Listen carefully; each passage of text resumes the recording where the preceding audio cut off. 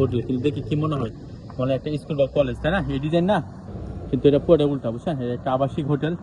এখানে অনেক দূর থেকে লোক এসে থাকে, বিশেষ করে যারা টুরিস্ট আসে, এমনকি স্বামী স্ত্রী থাকে, বা এখান থেকে মনোবল থেকে আপনার যে সাগর পার কাছাকাছি, এখানে এক রাত থেকে ওখানে যায়। এখানে মাত্র আপনার 8 ঘন্টা বা 10 ঘন্টার উপরে থাকতে হয় না, এই জন্য খুবই কম টাকায় 700 থেকে 800 রুপি নেয় এক রাত বা 10 ঘন্টা ধরতে পারেন।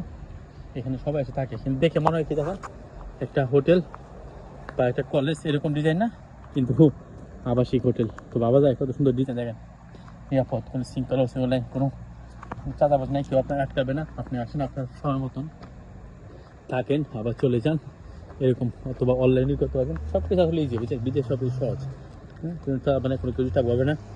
তবে যদি এখানে আমাদের মানুষের মতো এরকম মনে করি যে উল্টাপাল্টা কাম চলে না, অচিন চলে না, সব হ্যাঁ সব মানে ভালোই চলে, বুঝছেন? এখানে সব কিছু হয় আর কি, ভালো